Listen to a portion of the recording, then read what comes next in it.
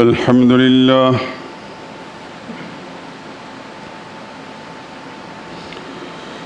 لله وحده والصلاة والسلام على من لا نبي بعده ولا رسول بعده ولا معصوم بعده أما بعد فإن خير الحديث كتاب الله وخير الهدي هدي محمد صلى الله عليه وسلم وشر الأمور محدثاتها وكل محدثة بدعة وكل بدعة ضلالة وكل ضلالة في النار. أعوذ بالله من الشيطان الرجيم. بسم الله الرحمن الرحيم.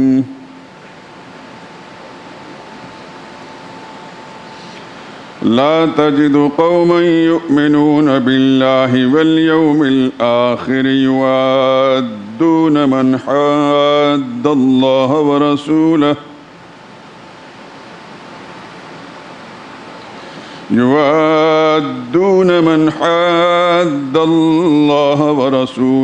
ولو كانوا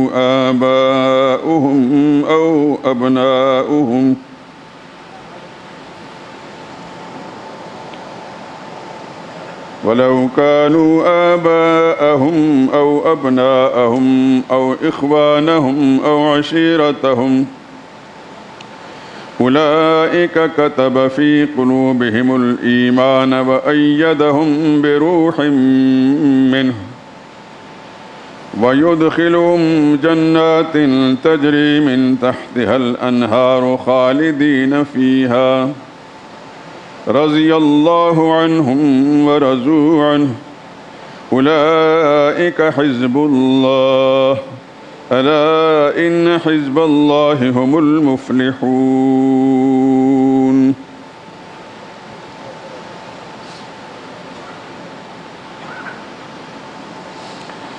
جو لوگ اللہ پر اور قیامت کے دن پر ایمان رکھتے ہیں تم ان کو اللہ اور اس کے رسول کے دشمنوں سے دوستی کرتے ہوئے نہ دیکھو گے، خواہ وہ ان کے باپ یا بیٹے یا بھائی یا خاندان ہی کے لوگ ہوں. یہ وہ لوگ ہیں جن کے دلوں میں اللہ نے ایمان پتھر پر لکیر کی طرح لکھ دیا ہے اور اپنے غیبی فیض سے ان کی مدد فرمائی ہے.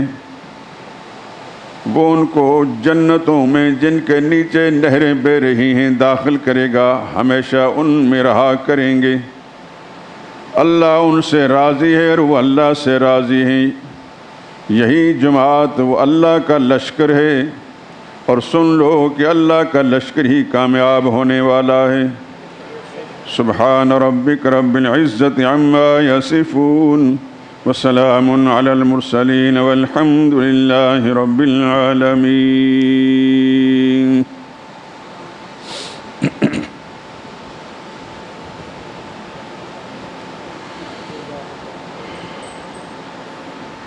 درود پاک پڑھ لیں. اللہم صلی علی محمد وعلی آل محمد كما صليت على إبراهيم وعلى آل إبراهيم إنك حميد مجيد.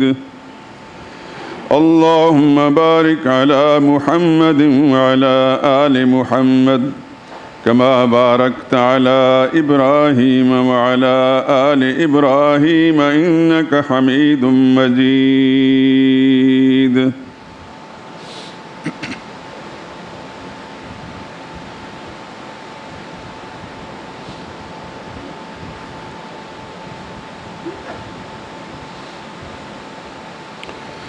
مجھے ماں باپ سے اولاد سے جان سے بھی پیارے ہیں.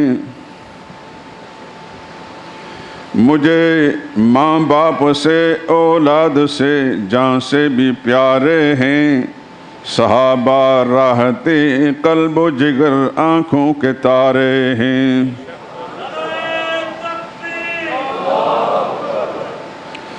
صحابہ رونق بزم رسالت بن کے آئے ہیں، صحابہ ہی نے سمجھائے نبی کے جو اشارے ہیں۔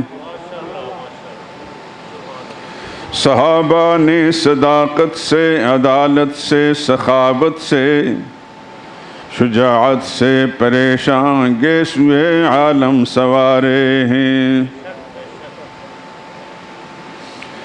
صحابہ ہی کی نصرت کو خدا نے آسمانوں سے فضائے بدر میں لشکر فرشتوں کے اتارے ہیں۔ صحابہ کو خدا نے عز و تمکین و رضا بخشی، خدا کے برگزیدہ ہیں، رسول اللہ کے پیارے ہیں۔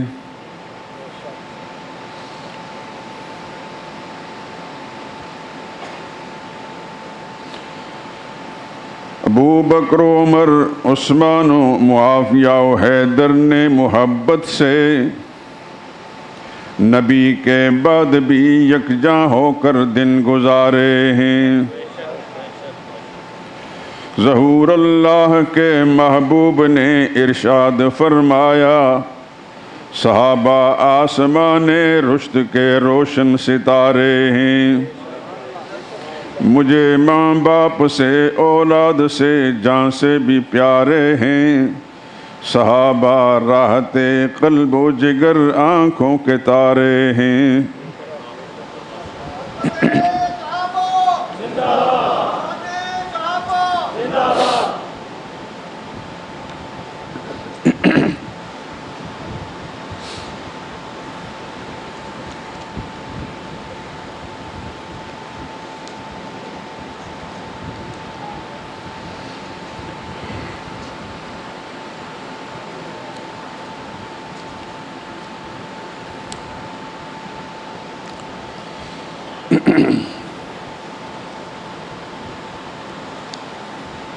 بزرگان محترم، برادران عزیز،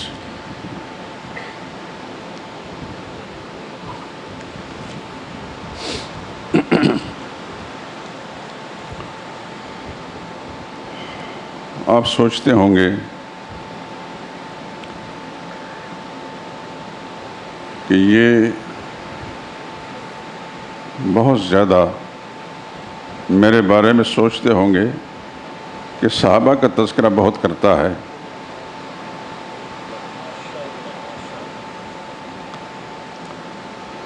میرے دوستو، دین کے بے شمار مسائل ہیں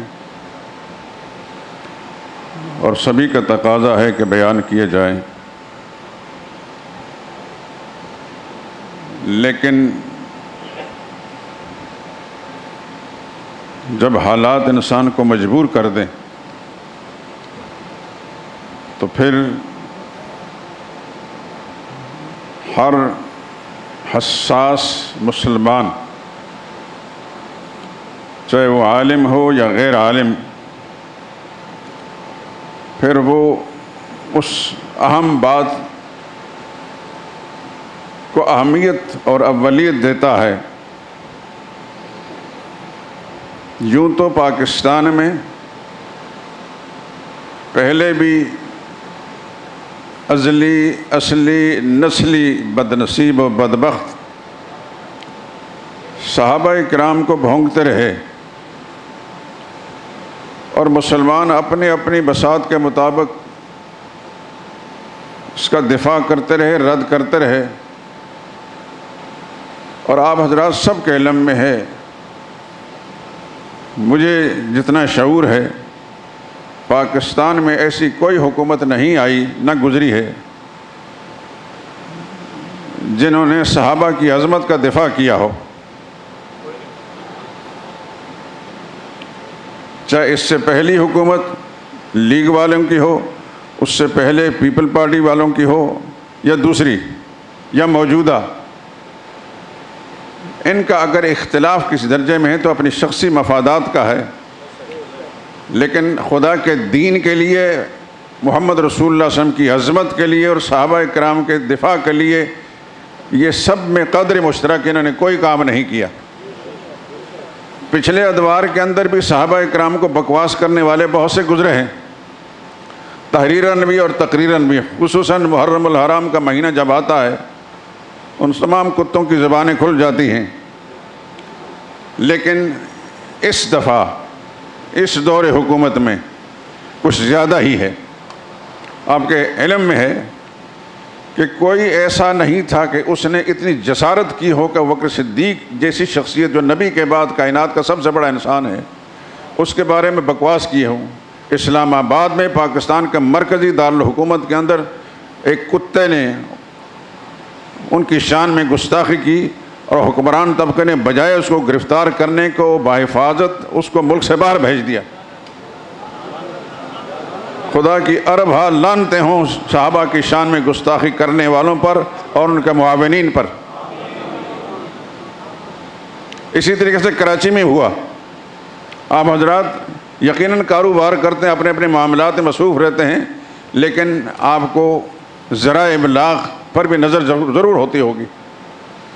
میں تو ایک طالب علم کا قسم کا انسان ہوں، مجھے ہر وقت میری طبیعت بڑی حساس ہے۔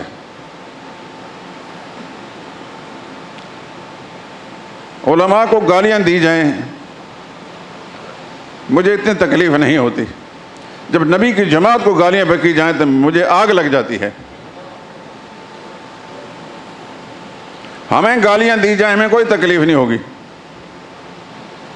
لیکن صحابہ کو گالیاں دینے والا اور پھر مسلمان بھی اور صحابہ کے ماننے کے مدعی دعوے دار بھی ہوں اور پھر وہ کسی قسم کا رد عمل نہ ظاہر کریں، یہ ایمان کی بدترین قسم کمزوری ہے۔ سرور کائنات صلی اللہ علیہ وسلم کا ارشاد سن لیجئے، من رآ منکم منکرا فلیغیرہ بیدہ، تم میں سے کوئی شخص کسی منکر کو یعنی خلاف شرع کام کو دیکھے تو اپنا ہاتھ بڑھا کر اس کو روکے۔ فَإِن لَّمْ يَسْتَطِعْ، اگر ہاتھ سے نہیں روک سکتا فَبِلِسَانِهِ، اپنی زبان سے اس کے خلاف احتجاج کرے اور روکے۔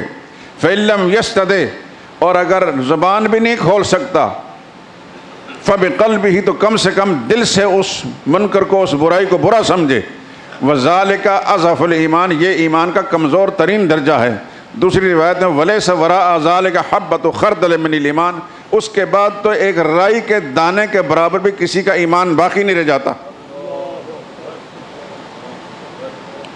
ہمارے پاس کوئی قوت نافذہ نہیں ہے، خدا کی قسم، اللہ کی قسم کھا کر کہتا ہوں کہ چوکوں میں لٹکا کر ان کو عبرت کا نشان بنایا جاتا، ساری دنیا عبرت حاصل کرتی، لیکن ہماری بدقسمتی ہے کہ ہم پر یکے بعد دیگرے آگے پیچھے اس قسم کے لوگ مسلط ہوتے رہے ہیں جن کے دلوں کے اندر نبی کی اور نبی کی جماعت کی کوئی محبت نہیں۔ ماضی میں ہم دیکھتے رہے، یہ نہیں کہ صرف اسی دور کے لوگوں کو دیکھتے ہیں، ہاں البتہ پہلوں کے مقابلے میں ذرا زیادہ ہے، اتنا فرق ضرور ہے۔ تو یہ وہ چیز ہے جو مجھے مجبور کرتی ہے کہ میں ہر پہلو سے صحابہ اکرام کا دفاع کروں اور اس سلسلے میں اللہ کے پاک پیغمبر صلی اللہ علیہ وسلم نے جو کچھ ارشاد فرمایا وہ مسلمان بھائیوں کے سامنے رکھ دوں۔ اب ایک چند حدیثیں میں آپ کو پڑھ کر سناتا ہوں۔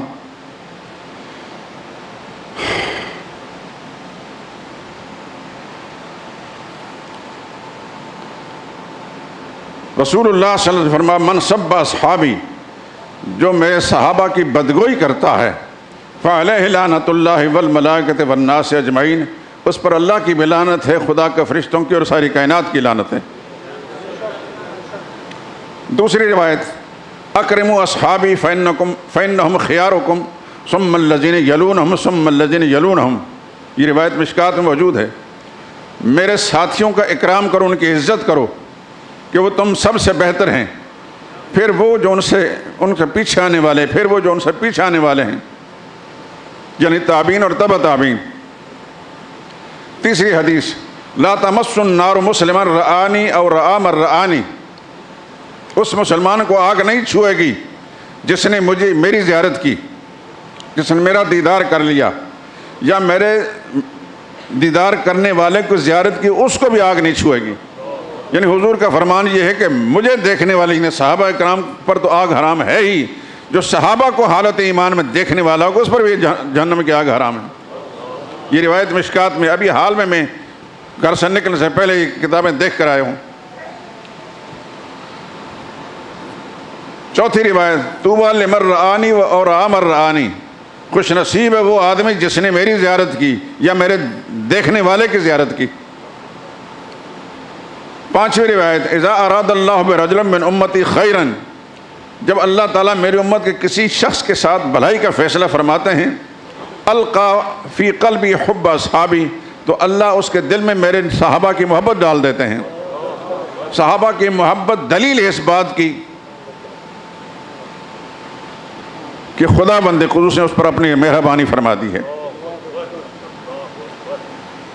اگلی روایت، من احسن القول فی اصحابی فہو مومن، جو شخص میرے صحابہ کے بارے میں اچھی رائے رکھتا ہے یا اچھی بات کرتا ہے وہ ایمان والا ہے۔ ایک روایت میں ان اللہ اختارنی، اللہ نے مجھے ساری کائنات میں پسند کر لیا، منتخب کر لیا، واختار علی اصحاباً، اور میرے کچھ ساتھی چن لیے ہیں، واختار علی منہم اصحاراً و انصاراً، کچھ تو میرے سسرالی بنا دیے، کچھ میرے مددگار بنا دیے۔ فمن حفظنی فیہم حفظہ اللہ، جس شخص نے بھی ان صحابہ کے بارے میں مجھے محفوظ رکھا، یعنی مجھے تکلیف نہیں پہنچائی، صحابہ کی بدگوئی کر کے مجھے محفوظ رکھا، اللہ اس کی حفاظت فرمائیں گے۔ ومن آذانی، اور جس نے ان کی بدگوئی کر کے مجھے اذیت پہنچائی، اذاہ اللہ، اللہ اس کو اذیت دیں گے۔ ایک مشہور روایت جو بار بار آپ حضرات سن چکے ہیں، اللہ اللہ فی اصحابی، اللہ سے ڈرنا میرے صحابہ کے بارے میں، لا تتخذوہم غرضا من بعدی، میرے بعد ان کے طعن و تشنیع کا نشانہ نہ بنانا۔ فمن احبہم فبحبی احبہم، جو خوش نصیب ان سے پیار کرے گا اس خوش نصیب کو پہلے مجھ سے پیار ہے، اس لیے میرے پیاروں کے ساتھ پیار کر رہا ہے۔ ومن ابغضہم فببغضی ابغضہم، جو صحابہ سے بغض رکھتا ہے اس بد نصیب کو مجھ سے بغض ہے، اس واسطے میرے صحابہ کے ساتھ بغض رکھتا ہے۔ ومن آذاہم فقد آذانی، جو صحابہ کو اذیت دیتا ہے وہ مجھے اذیت دیتا ہے۔ ومن آذانی فقد آذ اللہ، اور جو مجھے اذیت دیتا ہے وہ اللہ کو اذیت پہنچاتا ہے۔ ومن آذ اللہ فیوشک ان یاخذہ، تو جو اللہ کو اذیت پہنچاتا ہے خدا اس کو اپنے قہر و غضب کے اندر گرفتار کر لے گا۔ اور قرآن کی اس آیت کو دیکھیے، ان الذین یؤذون اللہ ورسولہ لعنہم اللہ فی الدنیا والآخرہ، جو اللہ اور رسول کو ایذا پہنچاتے ہیں اللہ کی دنیا میں بھی اس پر لعنت اور آخرت میں بھی لعنت ہے۔ اور آخری حدیث سنا کر بات آگے چلتا ہوں، لا تسبوا اصحابی، میرے صحابہ کے بارے میں بدگوئی نہ کرنا۔ اب حضرات میں صاحب مطالعہ پڑھے لکھے لوگ بھی ہیں، ان کی معلومات کے لیے ایک بات کہتا ہوں۔ حدیث کی کتاب میں سب کا لفظ آتا ہے، لا تسبوا من سب اصحابی، جس کا ترجمہ اکثر لوگ غلط کرتے ہیں۔ آپ اردو زبان کے اندر ایک لفظ پڑھتے ہیں، بولتے ہیں، لکھتے ہوں گے، سب و شتم۔ سب کہتے ہیں مطلب بدگوئی کو، شتم کہتے ہیں گالی بکنے کو۔ نبی کریم صلی اللہ علیہ وسلم نے شتم کا لفظ نہیں استعمال فرمایا، یعنی اللہ کے پیغمبر سمجھتے تھے کہ کوئی ایسا بدنصیب ہوگا جو صحابہ کو گالی بکے، البتہ صحابہ کے بارے میں بدگوئی کرنے والے بدنصیب ہوں گے، اس لیے فرمایا لا تسبوا اصحابی، میرے صحابہ کے بارے میں ذرا سی بدگوئی بھی نہ کرنا۔ فلو ان احدکم بالفرد، تم میں سے کوئی شخص بھی انفق مثل احد، احد پہاڑ جتنا سونا خرچ کر دے، ما بلغ مد احدہم، اور اس کے مقابلے میں میرا صحابی آدھ سیر جو خرچ کرے، تو اس کا احد پہاڑ جتنا سونا خرچ کرنا میرے ساتھی کے آدھ سیر جو خرچ کرنے کے برابر درجہ حاصل نہیں کر سکتا۔ یہ چند احادیث مبارکہ میں نے آپ حضرات کو سنانی تھی۔ میرے دوستوں اور بزرگوں، جس شخص کو بھی خدا کی ذات سے محبت ہے وہ اللہ کے نبی سے ضرور محبت کرے گا۔ جو نبی کے ساتھ محبت نہیں کرتا اس کو خدا کی ذات پر ایمان ہی نہیں۔ کسے باشد، ہم نہیں سمجھ سکتے کہ ادنا درجے کا مسلمان بھی نبی کے ساتھ محبت نہ رکھتا ہو، ادنا درجے کا۔ تو نبی کے ساتھ محبت رکھنا یہ خدا پر ایمان لانے اور اللہ کے ساتھ محبت رکھنے کے مترادف ہے۔ اور جو نبی کے ساتھ محبت رکھتا ہے پھر ایسی محبت اللہ کے نبی کو پسند آئے گی جو نبی کے ساتھیوں اور نبی کے محبوبوں کے ساتھ محبت رکھے۔ ابھی آپ نے آخری حدیث سنی، اس حد تک اللہ کے نبی نے فرمایا تمہارا آدھ سیر جو خرچ کرنا، صحابہ کا آدھ سیر جو خرچ کرنا اور تمہارا احد پہاڑ جتنا سونا خرچ کرنا برابر نہیں ہو سکتا۔ یعنی صحابہ کا عمل اتنا بڑا ہے، اتنا اونچا ہے کہ عام امتی کے احد پہاڑ جتنا سونا خرچ کرنے سے بھی افضل ہے۔ تو معلوم ہوا کہ ان کا مقام خدا کے نزدیک بہت اونچا ہے۔ اس کا تعین محمد رسول اللہ صلی اللہ علیہ وسلم نے فرما دیا۔ یہ فیصلہ میں اور آپ نہیں کر سکتے، یہ فیصلہ خدا کے نبی نے کیا ہے۔ اور اگر ہمارا ایمان ہے اور خدا ہمارے ایمان کو مستحکم فرمائے تو پھر جو کچھ حضور نے فرمایا حق ہے اور سچ ہے۔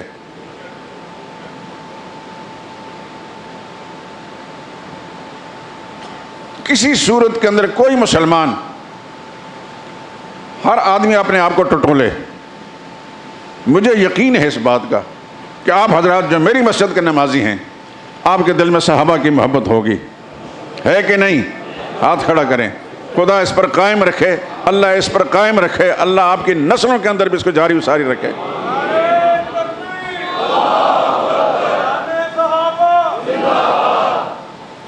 آپ گواہ ہیں، اس مسجد کا در و دیوار، مال روڈ کی در و دیوار، درخت بھی گواہ ہیں، یہ زمین کا ٹکڑا بھی گواہ ہے کہ میں نے اپنی بساط کے مطابق اللہ کی قرآن کی روشنی میں، نبی کے فرمان کی روشنی میں اللہ کی محبت اور عظمت کا سبق پڑھایا ہے۔ پڑھایا کہ نہیں پڑھایا؟ پھر محمد مصطفیٰ صلی اللہ علیہ وسلم کی محبت کا سبق پڑھایا کہ نہیں پڑھایا؟ اور صحابہ اکرام، میں کہہ بھی چکا ہوں، میں حساس ہوں ان تین چیزوں کے بارے میں۔ خدا کی ذات کے بارے میں کسی قسم کی گستاخی برداشت نہیں کر سکتا، اور یہ سبق پڑھا چکا ہوں، آپ حضرات گواہ ہیں۔ والذین آمنوا اشد حبا للہ، انسان بے شمار چیزوں سے محبت رکھتا ہے کہ نہیں رکھتا؟ اپنی اولاد سے محبت، بیوی سے محبت، ماں باپ سے محبت، خاندان سے محبت، دوستوں سے محبت، پھر بزرگوں کے ساتھ محبت، صحابہ سے محبت، نبی سے محبت، سارے نبیوں سے محبت۔ لیکن قرآن کہتا ہے والذین آمنوا اشد حب للہ، ایمان والوں کی سب سے زیادہ محبت اللہ کے ساتھ ہوتی ہے۔ خدا اس پر مجھے بھی اور آپ کو قائم رکھے۔ آپ کا قرآن کی اس آیت پر ایمان ہے کہ نہیں؟ سب سے زیادہ مسلمان کی محبت کس کے ساتھ ہے؟ اللہ کے ساتھ ہے۔ پھر جب اللہ کی ذات کو چھوڑ کر مخلوق کی طرف آئیں گے، وہ تو خالق ہیں، مخلوق کی طرف آئیں گے تو سب سے زیادہ پھر محبت کس سے ہوگی؟ نبی سے محبت ہوگی صلی اللہ علیہ وسلم۔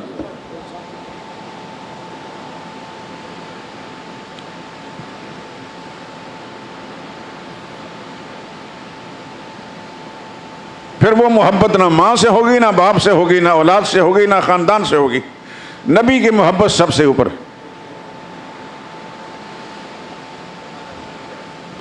قُلْ إِنْ كَانَ آبَاؤُكُمْ وَأَبْنَاؤُكُمْ وَإِخْوَانُكُمْ وَأَزْوَاجُكُمْ وَعَشِيرَتُكُمْ، میرے نبی ان سے پوچھئے اگر تمہارے باپ دادا، تمہاری اولادیں، تمہارے بھائی، تمہاری بیویاں، تمہارے خاندان اور تمہارا کاروبار، تمہاری بلڈنگیں اور عمارتیں، احب الیکم من اللہ ورسولہ، یہ سب چیزیں تمہیں زیادہ پیاری لگتی ہیں اللہ اس کے رسول سے، تو پھر انتظار کرو خدا کے قہر و غضب کا۔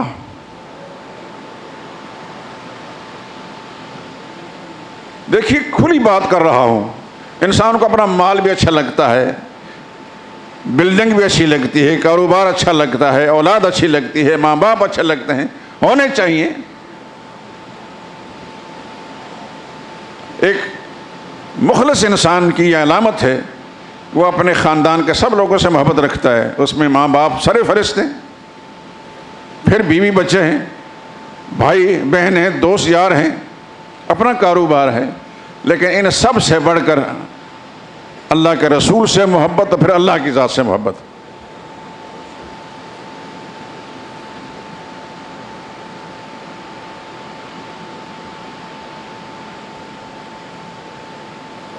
اب یہ آیت جو میں نے اس وقت پڑھی ہے سورہ مجادلہ کی، یہ صحابہ اکرام کے بارے میں، لا تجد قوما یؤمنون باللہ والیوم الآخر،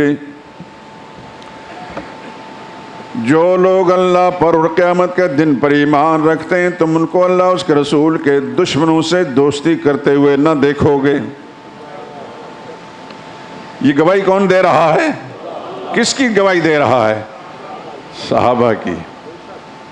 کیا خوش نصیب لوگ تھے، آسمانوں سے ان کی ایمان کی، ان کے اخلاص کی شہادتیں آ رہی ہیں۔ وَلَوْ كَانُوا آبَاءَهُمْ، اللہ اور اس کے رسول کے دشمن اگرچہ ان کے باپ دادا ہوں، او ابناءہم، ان کے بیٹے اور اولادیں ہوں، او اخوانہم، یا ان کے بھائی ہوں، او عشیرتہم، یا ان کے خاندان کے لوگ ہوں، ان کو آپ ان سب کے ساتھ محبت کرتا نہیں دیکھو گے خدا کے مقابلے میں۔ کیوں؟ اولئک کتب فی قلوبہم الایمان، یہ وہ لوگ ہیں اللہ نے اپنے تقدیر کے قلم سے ان کے دلوں میں ایمان لکھ دیا ہے۔ اولئک، یہ وہ لوگ ہیں یعنی صحابہ، کتب فی قلوبہم الایمان، اللہ نے ان کے دلوں میں ایمان لکھ دیا ہے۔ اللہ کے لکھے ہوئے کو کوئی مٹا نہیں سکتا۔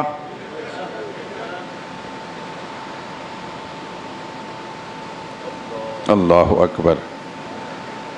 اللہ فرماتے ہیں وَيُدْخِلُهُمْ جَنَّاتٍ تَجْرِي، یہ وہ خوش نصیب ہیں اللہ ان کو اپنی مہربانیوں سے ان باغات میں داخل کرے گا جن کے نیچے نہریں بہہ رہی ہیں، خالدین فیہا، یہ نہیں ہوگا کہ شام کے وقت دروازہ بند کر کے نکال دیا جائے دنیا کے باغوں کی طرف، فرمائے گا ان باغوں میں ہمیشہ رہا کریں گے۔ رضی اللہ عنہم، اللہ ان سب سے راضی ہے، ورضوا عنہ، یہ اللہ سے راضی ہیں۔ اولئک حزب اللہ، سن لو یہ اللہ کا لشکر ہے، یہ اللہ کا، ہمارے استاد حضرت شیخ یہ اللہ کی فوج ہے، یہ اللہ کی فوج ہے۔ اللہ اکبر۔ خدا کے دین کی سربلندی کے لیے جانوں کے نذرانے کس نے پیش کیے؟ صحابہ نے۔ تو اللہ کی فوج ہے کہ نہیں؟ الا سن لو ان حزب اللہ هم المفلحون، اللہ کی فوج ہی کامیاب ہونے والی ہے۔ قرآن حکیم کے اندر جا بجا صحابہ اکرام کی عظمت اللہ نے بیان فرمایا ہے، اسلوب بدل بدل کر بیان فرمایا۔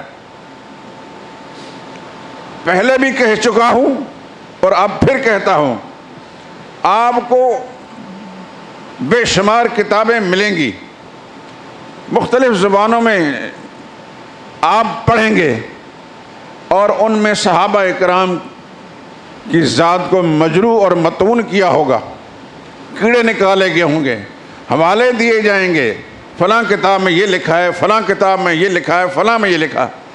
آپ ان سب کتابوں کو پاؤں کے نیچے روند کر اس پر تیل چھڑک کر آگ لگا دیں، کوئی فرق نہیں پڑے گا آپ کے دین و ایمان میں۔ آپ کے لیے حجت خدا کا قرآن اور محمد مصطفیٰ صلی اللہ علیہ وسلم کا صحیح فرمان ہے، اور کوئی بات حجت نہیں۔ آپ کو اگر کسی کتاب میں لکھا ہوا ملے کہ ابو حنیفہ نے یہ فرمایا ہے، امام مالک نے یہ فرمایا ہے، امام شافعی نے، احمد بن حنبل نے، فلاں نے، فلاں نے، ان سب کو رون دیا جائے، اس لیے کہ ابو حنیفہ ایسے نہیں تھے، ابو حنیفہ پر وہ تہمت لگائی گئی ہے۔ ابو حنیفہ صحابہ کی عظمت کے قائل تھے، امام مالک صحابہ کی عظمت کے قائل تھے۔ امام مالک کا تو ایک قول قرآن کی ایک آیت کے حوالے سے ہے کہ ذرا بھی صحابہ کے بارے میں کوئی اونچ نیچ کرنے والا ہو، اللہ نے اس کے لیے جہنم میں ڈالنے کے فیصلے کر دیے۔ امام مالک کے بارے میں یہ سنا ہے کہ اتنے ادب والے تھے مدینہ طیبہ میں امام دار الہجرت سے مدینہ طیبہ میں بیٹھ کر مسجد نبی میں حدیث پڑھائی انہوں نے. بڑے بڑے ائمہ دین ان کے شاگرد ہیں. قاضی ابو یوسف ان کے شاگرد ہیں. امام محمد بن حسن شیبانی ان کے شاگرد ہیں. امام شافعی ان کے شاگرد ہیں. اور بڑے بڑے لوگ شاگرد ہیں. امام مالک کے بارے میں آتا ہے کہ وہ مدینہ طیبہ کی گلیوں کے اندر جوتے پہن کر نہیں چلتے تھے. اتنا ادب تھا ان کے دل میں. آپ اندازہ کر سکتے ہیں کہ اس شخص کے دل میں خدا کے رسول کا کتنا ادب ہوگا کہ ان جگہوں کے اندر محمد مصطفیٰ صلی اللہ علیہ وسلم کے قدم مبارک لگے ہیں. یہاں جوتے پہن کر چلنا سوء ادبی ہے.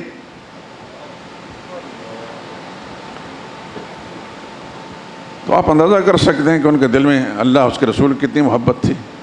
آج کتنا عرصہ گزر چکا ہے امام مالک کو. پہلی صدی 95 ہجری میں پیدا ہوئے. ابو حنیفہ 80 ہجری میں پیدا ہوئے, اسی صدی میں جس میں محمد رسول اللہ گزرے ہیں صلی اللہ علیہ وسلم. ابو حنیفہ نے صحابہ اکرام کی زیارت کی, صحابہ اکرام سے سبق حاصل کیے. امام مالک نے صحابہ کو نہیں دیکھا, تابعین کو دیکھا ہے. بعد میں آنے والوں نے تبع تابعین کو دیکھا ہے.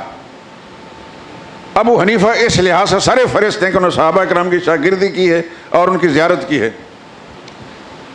ان سے توقع رکھی جا سکتی, ساری دنیا کی کتابوں میں لکھا جائے کہ ابو حنیفہ نے یہ کہا یا خدا کی قسم میں نہیں مانوں گا. ابو حنیفہ کا خدا اور خدا کے رسول پر ایمان تھا اور وہ کبھی رسول اللہ کے فرمان کے خلاف نہیں سوچ سکتے, نہ بول سکتے ہیں, نہ خدا کے قرآن کے خلاف.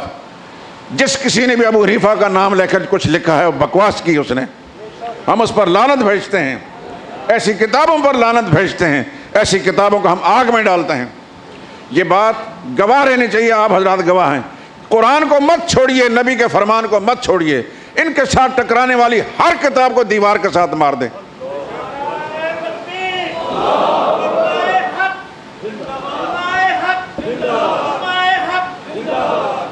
کوئی فرق نہیں پڑے گا آپ کے دین ایمان میں.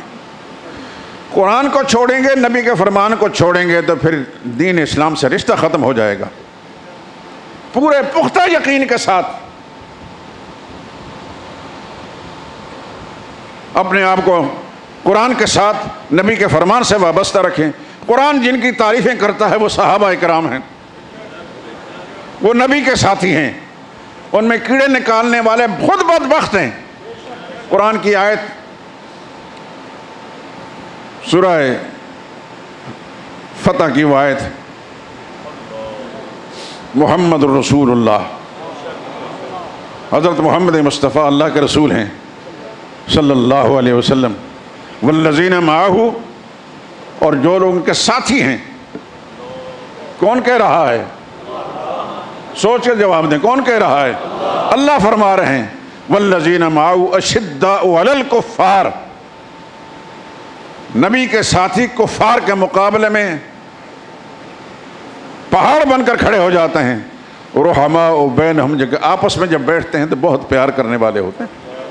آپ کو آج کے زمانے میں لکھی ہوئی کتابیں بڑے بڑے ناموں والے, میں نام نہیں لیتا کیونکہ ہو سکتا ہے کہ کسی کو اس کے ساتھ عقیدت ہو تو اس کی طبیعت اداس ہو جائے.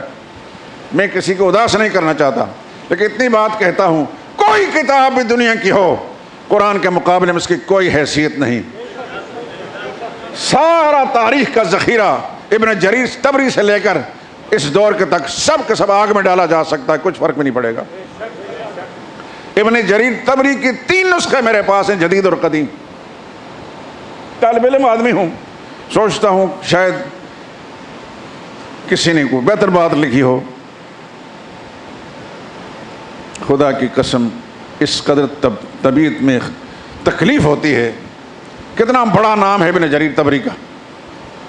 310 ہجری میں فوت ہوا ہے, 3ری صدی ہجری کا آدمی ہے. بہت بڑا عالم تھا اپنے زمانے کا. افسوس کہ اس کتاب کے اندر وہ مغلظات بھرے ہوئے ہیں کہ کوئی صاحب ایمان غیرت مند مسلمان جو ہے ان کو پسند نہیں کر سکتا. طبری کا نام بلا شبہ بڑا ہو, جس نے اس کی کتاب کو دیکھا ہے وہ کبھی بھی اس کے ساتھ اتفاق نہیں کر سکتا۔ اور آپ کو میں یہ بتا دوں، آپ چونکہ اس مجلس کے لوگ ہیں اور یقیناً صاحب مطالعہ بھی ہوں گے، کتاب سے رغبت ہوگی، تبریز کا جب انتقال ہوا اس کو مسلمانوں کے قبرستان میں دفن نہیں ہونے دیا گیا، بالآخر مجبوراً ان کو گھر میں دفن کیا گیا۔ اپنے زمانے کا بڑا عالم تھا، لیکن اس کی کتاب کے اندر صحابہ اکرام کی توہین موجود ہے۔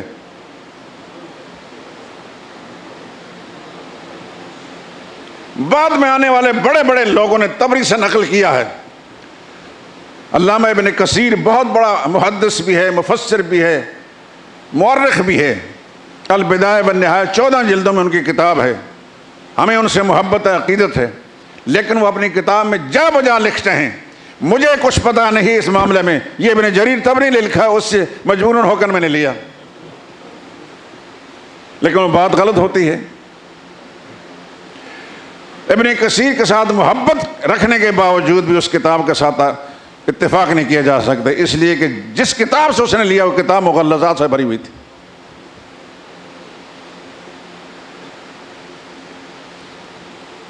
میں نے نمونے کے طور پر، میرے پاس کافی کچھ ذخیرہ ہے، طالب علم ہوں، طالب علم اپنی جہالت کو ختم کرنے کے لیے کہیں نہ کہیں سے کوشش کرتا ہے۔ میں نے ہر طرح کی کتابیں حاصل کرنے کی کوشش کی، دیکھتا بھی ہوں، پوری شرح صدر کے ساتھ، ایمان کی قوت کے ساتھ آپ تک یہ بات منتقل کر رہا ہوں، کیونکہ آپ کا عقیدہ خراب ہوا تو میں خدا قسم مجرم ہوں گا، پھر سزا مجھے بھگتنی پڑے گی۔ میں اپنا فرض ادا کرنے کے لیے آپ حضرات کے عقیدے کو صاف کرنے کے لیے بات کر رہا ہوں۔ قرآن کو مت چھوڑیے، نبی کے فرمان کو مت چھوڑیے، دوسری کوئی کتاب قرآن و حدیث کے ساتھ مطابقت رکھتی ہے سر آنکھوں پر، نہیں تو دیوار پر مار دیجئے، آگ میں ڈال دیجئے، کوئی فرق بھی نہیں پڑے گا۔ صحابہ اکرام کے بارے میں ادنا قسم کی سوء ظنی بدگوئی دل میں مت لائیے، کیونکہ آپ نے صحابہ کو تو نہیں دیکھا۔ صحابہ کرام کے بارے میں اگر کوئی سوء ظنی بدگمانی آئے گی تو کسی کتاب سے آئے گی، اس کتاب کو آگ میں ڈال دو۔ میں ایک مثال پیش کرتا ہوں قرآن کریم سے۔ کیا ہوا؟ کو بارش لگی؟ چلو تھوڑی جگہ دیں، اللہ آپ کو جزائے خیر دیں، ان ساتھیوں کو جگہ دیں، سمٹ کر بیٹھیں۔ یہ حضرات بھی تو نماز کے لیے آئے ہیں، کچھ بات سننے کے لیے آئے ہیں، خدا کرے کہ ان تک کی بات پہنچ جائے۔ قرآن کی ایک آیت کے حوالے سے بات کر رہا ہوں۔ غزوہ احد میں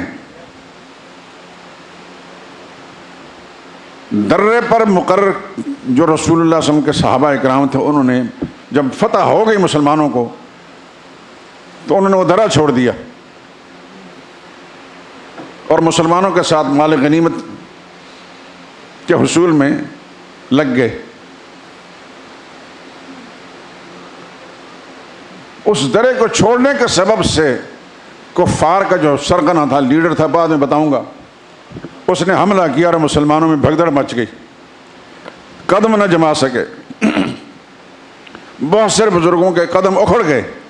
اسی موقع پر رسول اللہ صلی اللہ علیہ وسلم کو زخم اٹھانا پڑا، حضور ایک گڑھے میں گر گئے، آپ کا چہرہ انور پر، آپ کا دانت مبارک ٹوٹ گیا، چہرہ انور زخمی ہو گیا۔ وہ صحابہ اکرام جو اس وقت بھاگ کھڑے ہوئے تھے، استقامت اختیار نہیں کی، میرے نزدیک بھی آپ کے نزدیک بھی یہ اچھا کام نہیں، لیکن اچھا تو وہ ہے نا جو جس کو اللہ اچھا فرمائے، اور برا وہ ہے جس کو اللہ برا فرمائے۔ میرے اور آپ کے برا کہنے سے کیا فرق پڑتا ہے؟ اللہ کو پتہ تھا کہ آخر زمانے میں لوگ اس طرح کے زٹلیات کی کتابیں دیکھ کر میرے نبی کے ساتھیوں پر زبانیں کھولیں گے، زبانیں تشنیع دراز کریں گے۔ اللہ نے پہلے صفائی کر دی، ان الذین تولوا منکم یوم التقى الجمعان انما استزلهم الشیطان، جن لوگوں کے قدم اکھڑ گئے تھے اس دن جب دو جماعتیں آپس میں مقابلے میں آ گئی تھیں، ایک طرف مسلمان تھے، دوسری طرف مشرکین کفار تھے۔ مسلمانوں کی ذرا سی لغزش کی بنا پر استقامت اختیار نہ کر سکے، قدم اکھڑ گئے، بھاگ کھڑے ہوئے۔ انما استزلهم الشیطان ببعض ما کسبوا، کچھ غلطیوں کے سبب سے شیطان نے ان کے دلوں میں وسوسے ڈالے اور قدم اکھڑ گئے۔ آخر میں اللہ کیا فرماتے ہیں؟ وَلَقَدْ عَفَا اللَّهُ عَنْهُمْ، یہ بھول نہ جانا، وَلَقَدْ عَفَا اللَّهُ عَنْهُمْ، میں اپنی عظمت اور کبریائی کی قسم کھا کر کہتا ہوں میں نے ان سب کو معاف کر دیا ہے۔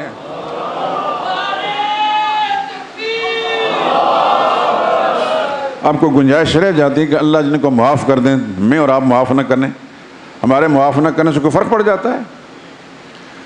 ان کی غلطیوں کا ذکر کر کے بھی اللہ نے معافی کا اعلان کر دیا۔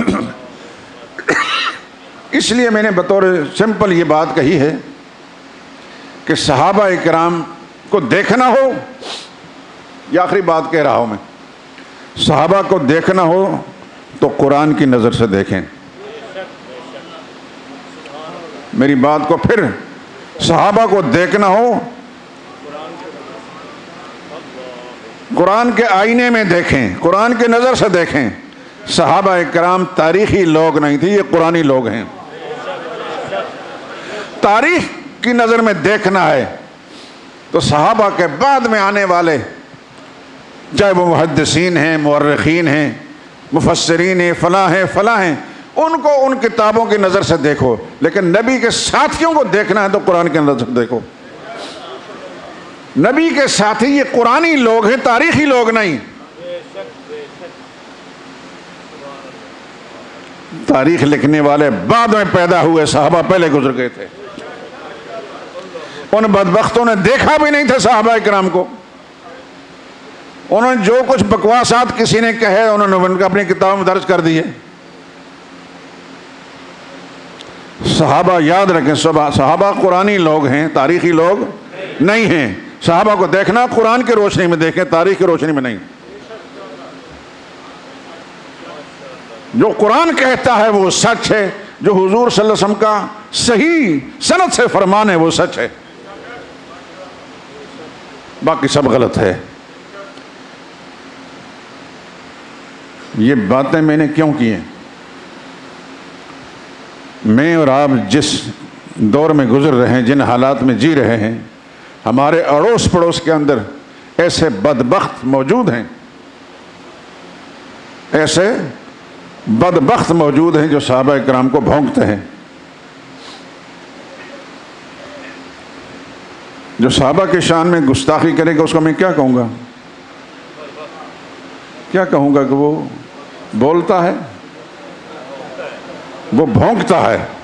جو نبی کی شان میں گستاخی کرے وہ بھونکتا ہے، وہ اللہ کی توہین کرتا ہے وہ بھونکتا ہے، اس سے وہ کتا بہتر ہے۔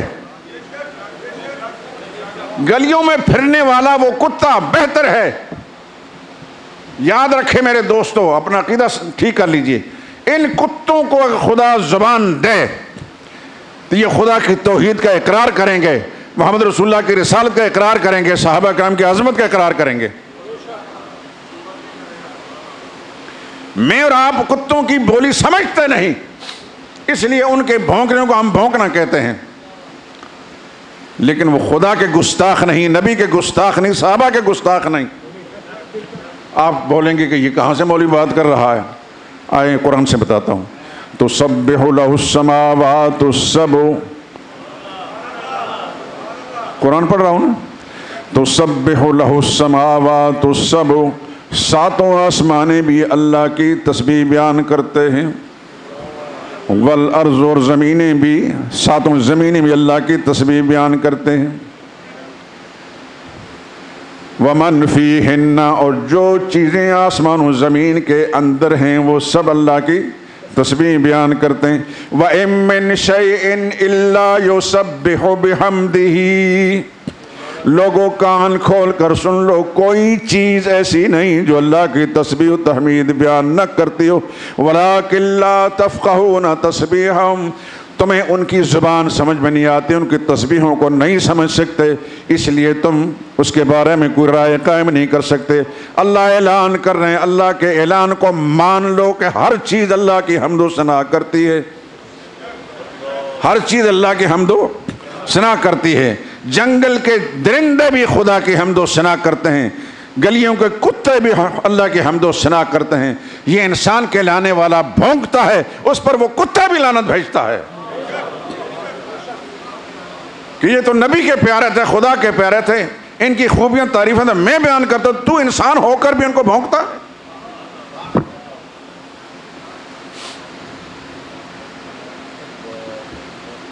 اللہ اکبر۔ مدینہ طیبہ میں رسول اللہ صلی اللہ علیہ وسلم ایک صحابی کو ملنے کے لیے ایک باغ میں گئے،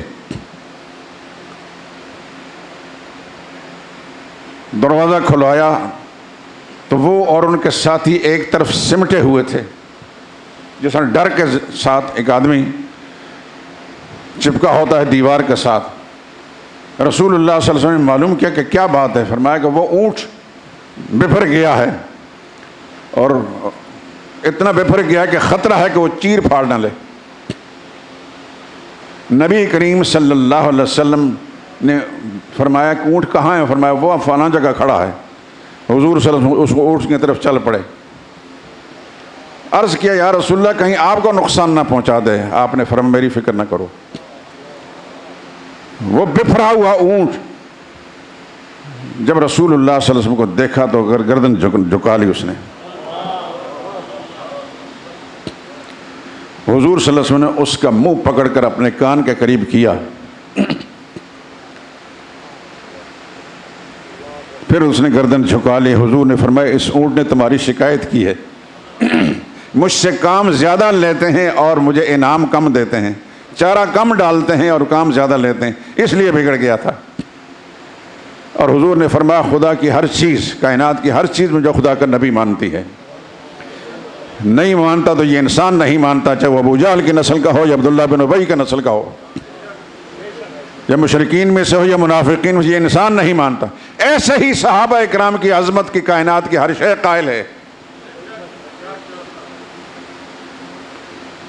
یہ انسان کہلانے والا صحابہ کو بھونکتا ہے۔ ہمارا فرض بنتا ہے کہ مسلمانوں کے دل کے اندر یہ صحابہ کی عظمت ڈالیں۔ آپ میرے ساتھ اقرار کریں کہ زندگی کسی موڑ پر بھی، کسی سانس میں بھی صحابہ اکرام کی محبت سے، ان کی عظمت سے اپنے دل کو خالی نہیں کریں گے۔ اللہ جزائے خیر عطا فرمائے، اللہ استقامت بخشے، اللہ اس جذبے کو آپ کی نسلوں میں قائم دائم رکھے، جاری ساری رکھے۔ یہ دعا کریں خدا میری اس محنت کو قبول فرما لے، اللہ مجھ سے راضی ہو جائے، میری نیت میں کوئی فطور نہیں، میرے اللہ نے مجھے جو جذبہ عطا فرمایا ہے، بس تین چیزیں ہیں، اللہ کی عظمت، محمد رسول اللہ صلی اللہ علیہ وسلم کی عظمت اور رسالت اور آپ کی محبت، اور صحابہ اکرام کی عظمت کا دفاع کرنا۔ یہ تین چیزیں جو ہے میری زندگی کے مقصد ہے۔ باقی تمام بزرگان دین، ان کی جوتیاں ہمارے سر کا تاج ہیں، ان کی عظمت بیان کریں گے، لیکن وہ ہمارا مشن نہیں۔ مشن سارے بزرگوں کے بزرگ صحابہ ہیں، اور پھر محمد رسول اللہ ہیں، اور پھر پروردگار عالم کی ذات ہے۔ اور یہی بات آپ حضرات سے میں کی ہے۔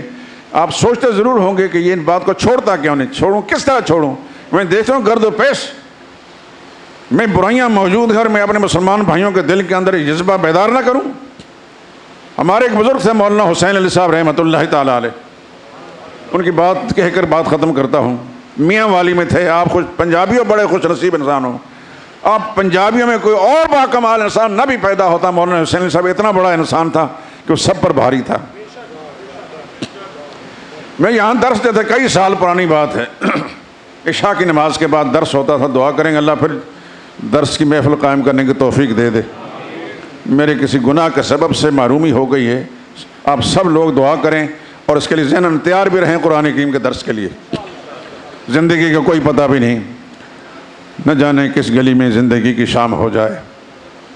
مولانا حسین صاحب رحمہ اللہ کے وہ درس میں بیٹھنے والا ایک زمیندار یہاں سامنے وکیل صاحب کے پاس آئے تھے، عشاء کی نماز کے لیے یہاں آئے، درس انہوں نے سنا تو میرے پاس آ کر بڑی سی پگڑی باندھی میاں والی کے زمینداروں کی طرح کہنے لگے آپ کا جو انداز ہے، مجھے کہنے لگے ہمارے حضرت صاحب سے ملتا ہے۔ میں نے سمجھ تو گیا میں، لیکن انجان ہو کر میں نے کہا کون حضرت صاحب؟ کہ میاں والی میں تھے مولانا حسین علی صاحب رحمۃ اللہ تعالیٰ۔ میں نے کہا مولانا حسین علی صاحب رحمۃ اللہ تعالیٰ علیہ کے شاگردوں کی قدموں میں بیٹھا ہوں، بس اس کی برکات ہیں جو اللہ کے قرآن کے ساتھ وابستہ ہوں۔ مولانا حسین علی صاحب رحمۃ اللہ تعالیٰ سے ان کے کسی عقیدت مند نے پوچھا، یہ بات غور سے سننا، کہ اہم اور غیر اہم کا کیا فرق ہوتا ہے؟ کہ حضرت آپ کو دین کے اور مسئلے نہیں آتے، جب کوئی ملتا ہے تو اس کو اللہ کی توحید کا مسئلہ سناتے ہیں۔ مولانا نے فرمایا مجھے سارے مسئلے آتے ہیں۔ تو کہنے لگے پھر یہی ایک مسئلہ کیوں بیان کرتے ہیں؟